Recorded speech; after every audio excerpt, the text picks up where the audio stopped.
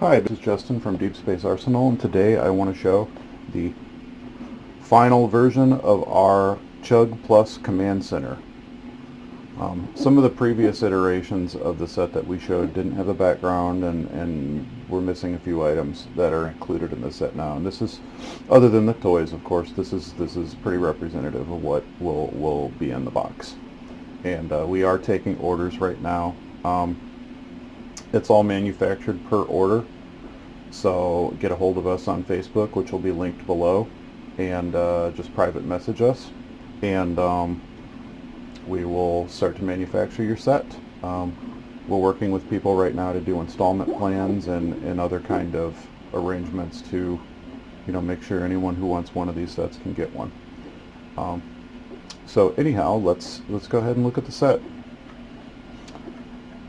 Now I have a bunch of figures posed to just be representative of what you might do with the actual set, and to give a sense of scale. The set features cardboard core backgrounds that are actually coated with a basically like a slab of plastic that has the ink melted into it, and like a wear-resistant surface on it, so it's going to be pretty durable. It's going to be waterproof, even though it is cardboard core. It's two plastic sheets that are sandwiched together, so it's going to last. It's going to be pretty strong. And I designed a couple clips, so when you get the set, the background will just clip together. So very easy. Shouldn't be an issue at all. The box is going to be enormous though, but no big deal. So anyways, to detail a little bit about the set,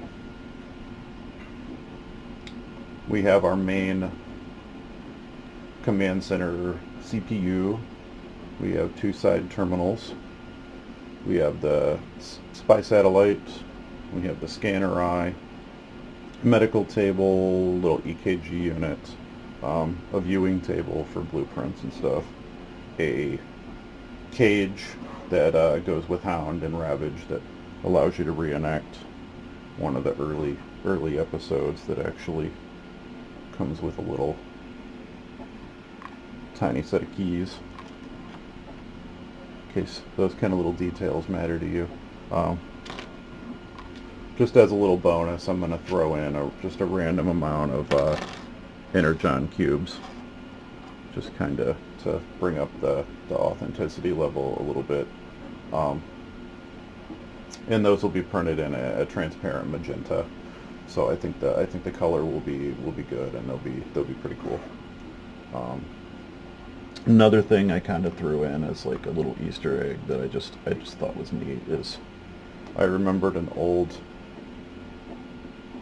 Generation 1 episode where there was a computer disk that contained the antimatter formula that Ravage actually stole from Chip, and I thought that it would be like really cool to make one and actually have it so it slots into the computer, and I'll demonstrate that just a little bit later once I get some of these figures cleared out. So let me go ahead and start removing some of these guys. So overall dimensions on this, background itself is about 18 inches high, whole set is 2 feet wide, and the floor is about 20 inches out. So you've got 20 by 24, 18 by 24. So it's a pretty big set. There's enough floor space to put a ton of figures, especially the CHUG scale figures. And you can kind of just lay them out however you want. There's no real right or wrong way. When I designed the flooring, I indicated maybe some locations for different stuff, but it's really up to you however you would want to set it up. I didn't want to go so far as to say like medical bay, or holding area, or Wheeljack's lab, or whatever. So I like to just kind of let people play their way. But anyway, to get a closer look, we'll start at the front. Here's the medical bed. And of course that perfectly fits Siege, Optimus Prime, and the bigger Voyager figures. And it's of course printed solid. Actually all of this it's 3D printed, but it's a high resolution and it's printed out of very thick, strong PLA plastic. So this set's there's nothing in it's going to break. The worst that could ever happen if you dropped a piece from high enough, you know, you could bust some glue or something, and honestly, like a dab of super glue, and you're back in business. So not really a big deal there. So I'm just basically going to hold stuff up and show it for the camera a bit at a time. This is the sort of EKG unit that goes with the medical bay.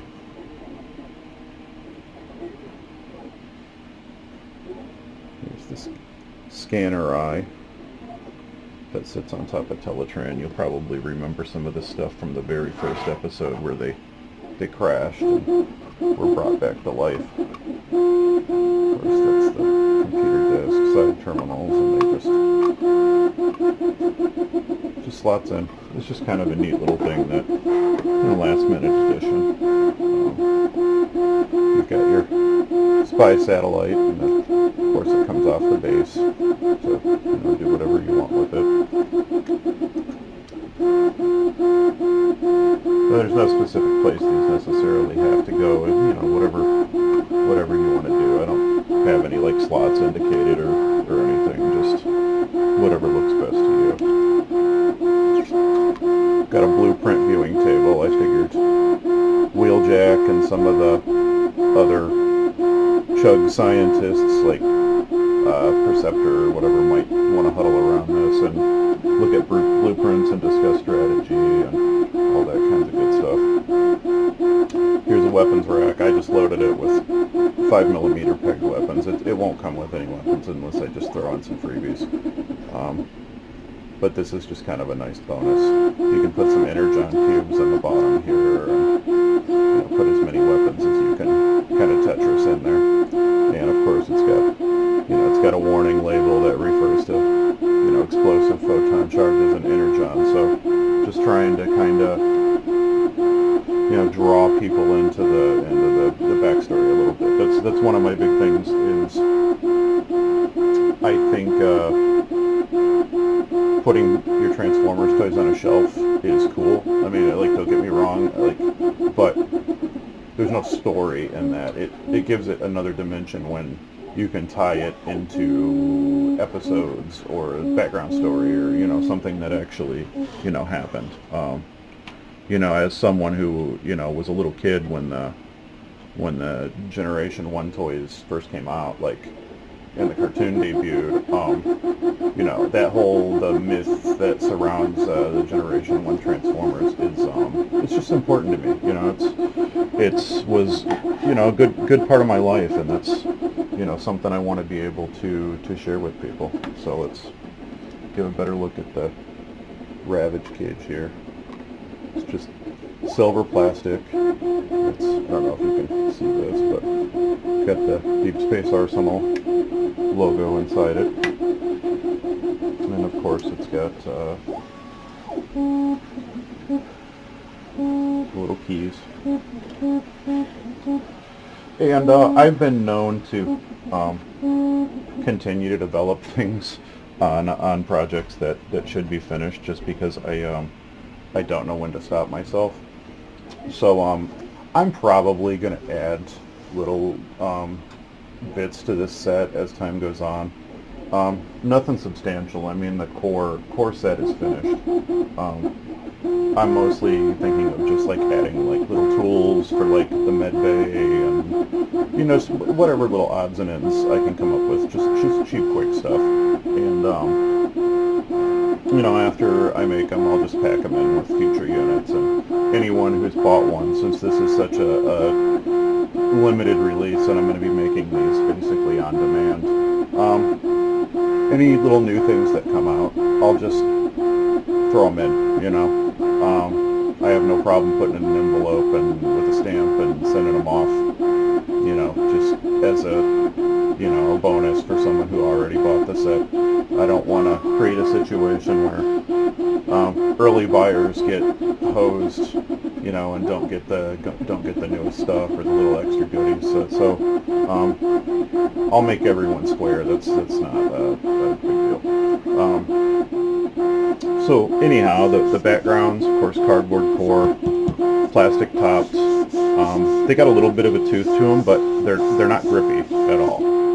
The figures actually will slide around on them, which is pretty cool. It reminds me of the touchpad on a laptop, and supposed to be super durable. But I designed everything, all this stuff myself. I think the layout is not like distracting, but it kind of brings that Generation 1, you know, arc look together in an appealing way. I cannot ship the set with any Autobot logos on it. I put them on my personal copy. They will not ship on yours. What you do with it after you get it is your business. These are certainly available. I purchased these on eBay. You know, I assume they're Hasbro, but you know, what you do is your own business. But I can't, you know, I can't do that. But the rest of the stickers are applied by me. They're actually printed on vinyl label stock, so they're the same thing you would see on like a water bottle or something. They're waterproof, high gloss vinyl labels, and they should never fade. They should last for the life of the set.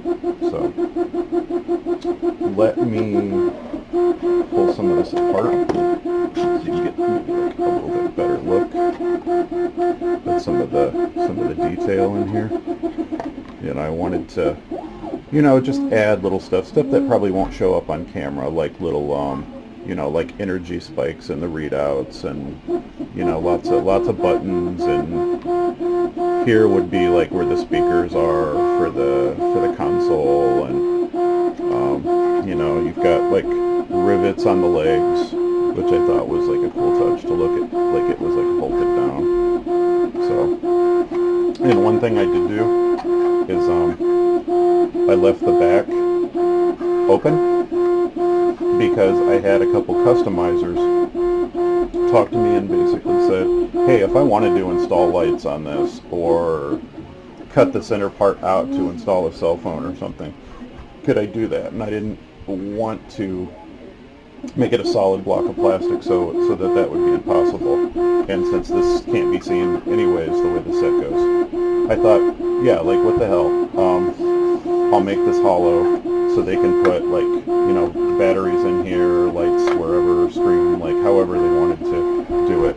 And the bottom is empty as well, so like, you know, cords, charger, like whatever you need to go in there. So I mean, there's some possibilities there. I'm not into gimmicks myself. I wanted to focus on just making a better overall toy and set. But I also don't want to cheat people out of doing what they want to do with their own toys, you know. So I've tried this set with like a bunch of different figures, and I'm pretty happy overall with the scale. I mean, everybody wants a Masterpiece scale. Well, not everybody. Some people don't even collect Masterpiece, but I buy Masterpiece. I like Masterpiece scale, but I probably have a lot more Chugs just because there's more of them and they're more inexpensive. But basically, I'm limited by my equipment and what size I can make. Can't quite hit Masterpiece scale. The print area on even my biggest machines maxes out at Chug scale. And as it is, if I run everything in parallel, I've got about 40 hours of print time involved in one of these sets, and that's not counting my manufacturing time, actually like seaming the parts together and gluing them, printing the stickers, cutting the stickers, applying the stickers, you know, finishing, you know, cleaning up the set, cutting the backgrounds, you know, all that kind of stuff. It all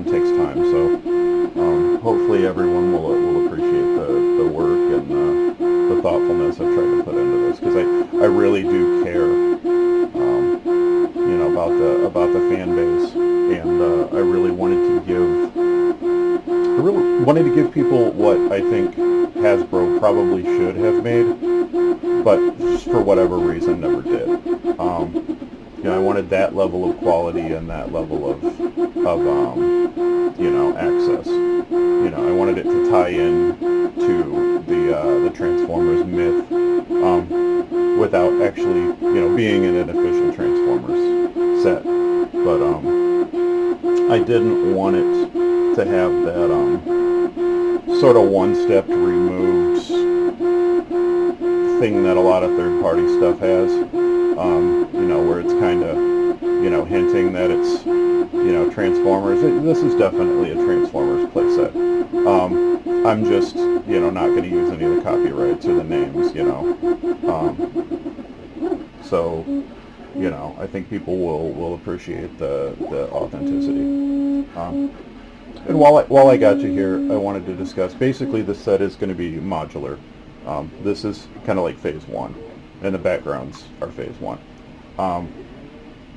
I am going to be designing sets that can go left and right, or however you want to configure them, and try to come up with floor patterns that one will segue into the other. Like, one thing I would love to make, I'm a Dinobot fan, just completely Dinobot fan. I would love to make a Dinobot lair, which never exactly existed. It's kind of revisionist history, but everyone remembers the Dinobots were discovered in a cavern. The bones, and in kind of a branching off of the crashed Autobot base, and they were sort of not really brought back to life. I would say kind of inspired their creation. But at heart they're still dinosaurs. They have that sort of primitive mentality. So what I thought would be awesome is to do a Dinobot lair, same size. Just something that was hinted at in the cartoon, but maybe something that was never like fully fleshed out. And I plan to make a set that looks very much like a cavern. And as you can see, I started the kind of cavern overhang. And some of this, orange floor pattern will creep into the next set, but that'll break up into like cave flooring, and there'll be like stalactites and stalagmites, and the stalactites will just clip onto the background to sort of overhang, just to kind of give the illusion of a cavern. And we'll just have like whatever Dinobot stuff I can come up with. Like, I would love to have like a throne for Grimlock, and like, I don't know, man, like target practice area, their own little repair bay, like dinosaur bones and fossils like in the print, and just as Dinobot-ish as possible, like really nail the look and feel of what their lair would be like, because I never really got the impression from the cartoon that they mixed with the rest of the Autobots. Like, I couldn't picture them just like chilling in the Autobot base. They were kind of loners, if you could call them that. Like, as a group, they were loners. Dinobots stuck with Dinobots, and I think it wouldn't be too far-fetched to say that maybe Wheeljack, Perceptor, Ratchet, whoever, the science guys, Sparkplug, might have worked to help build their cave into a personal space for them, and I think that would be awesome. I think people would really resonate with that. And another thing I would like to make, maybe off to the other side of the set, I'd love to have a Decepticon holding cell. It wouldn't have to be as big as this set. I mean, the size of the sets could be, just up to what I have to put in there, and then, of course, the cost would scale with size. But I'd really love to make a Decepticon holding cell. I think it would be awesome to have a big cell with like benches and like a holding area, and the kind of sci-fi clear-colored plastic like laser bars, and like a guard station, and a place for like the confiscated weapons and, all kinds of signs and text and, stuff that you would see in a sort of a space age prison. I think that would be awesome. I have a lot of ideas, and if this set does well and I end up making money off of it, this stuff is going to happen. Like, I would really like to just keep this going. People seem to be resonating with what I'm doing, and I want to keep giving them what they're asking for, and maybe even giving them some stuff that they don't know they want yet. Just stuff off the top of my head that I think once they see it, it'd be like, oh, okay. Because for me, it's not always about staying strictly line by line to the G1 myth. I think there's a little bit of wiggle room to make things that are plausible, that could have happened, that, would fit into like different timelines or fit into different like plot points that maybe just like didn't get fleshed out, but could happen. I don't strictly want to do just what was already done. I want to kind of expand, and since I'm sort of making toys that haven't been really made before, I think that's a good way to be, and I think that's a good philosophy. Just try to provide people with a little bit something different, something to kind of keep their imagination fueled and keep the excitement alive. Generation 1's over, but to anyone who remembers it, it's not over. It's as long as people are designing and imagining and reading back into it, I think the story's very alive, and there's a lot that I think could have happened that just didn't get screen time. So I'd like to explore some of that. So just to talk a little bit about the ordering process, which I haven't got into much. It takes a while to make one of these. Like I said, there's a lot of print time, a lot of assembly time. There's a lot to it, and I'm a one-man operation. Every once in a while my wife will help package stuff. It's just me and my shop. So I will probably never have extra stock of these to just have a boxed one to sell when an order comes in. So what I'm going to do is manufacture per order. So the set's going to be $200. You could call it $199.99, but it's a penny difference, $200. And basically that allows me to pay myself for the time that it takes to make it. It breaks down to about $5 an hour before I take out the cost of plastic and labels, and I include shipping in that, and it's a big box. It's a really big box. So it's actually, once you get over the sticker shock, it's a pretty awesome value for what you're getting, especially considering it's extremely low print run. If you're into limited edition stuff, it's not going to get much more limited edition than this. I don't imagine I'll probably ever make more than like 50 of these throughout its lifespan. Unless a bigger company picks it up and starts mass producing it, but I think that's unlikely. So basically how it works, if you want to buy the set, cash up front's cool, installments are cool. Like, I'm a nice guy, we can work it out. I don't have $1 million or anything. Like, I understand what it's like to go check to check and not have a lot of money at one time. I got bills to pay too, so like, I have no problem working with people. So go to our Facebook page, Deep Space Arsenal, and it'll all be linked below. Message me, my name's Justin. Tell me you're interested in the set, and I'll basically lay out how we do an installment plan. I can be pretty flexible. Like, I'd like to try to keep it four installments of $50 over whatever span of time that it works with your budget. And what we'll do is I'll provide you with my PayPal address, and when you make your first payment in the notes section, just put like installment number 1, $50. Okay. When you can make the second installment, note it as installment 2, $100. Just keep a cumulative total going. installment 3, 150, installment 4, 200. And when you make a installment, don't assume I instantly get notified by PayPal, because my wife actually does the accounting, but not the manufacturing aspect. So just message me on Facebook through Deep Space Arsenal and say, hey, I made an installment, it's number whatever, and this is the total I'm at, and cool, it makes it easier for me to keep a record. And when you do your final installment, whatever terms we happen to work out, let me know, say, yeah, I just made my final installment, when do you think my set will ship? And what I'm going to try to do is, once someone makes their first installment, I'll begin to manufacture right away.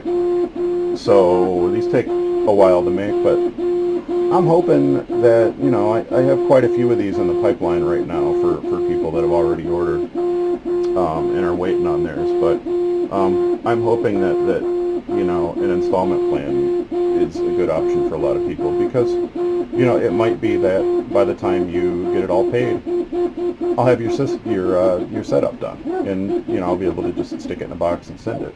Or depending on how long you take to pay it off, I might have the whole thing in a box and just waiting on that final installment to stick it in the mail and send it off. So like I said, I'm an easy guy to deal with. Just go ahead and get at me on the DSA Facebook page, and we'll talk about it. I understand this is a niche market set. It's for pretty hardcore collectors. And I'm just trying to offer them something that no one else is really offering, and I'm trying to do it in a affordable as possible way. So hopefully people appreciate the work, and hope it's successful, and I can continue to do sets and other accessories, because I love doing it. So it's Justin from DSA signing off. Have a fantastic day.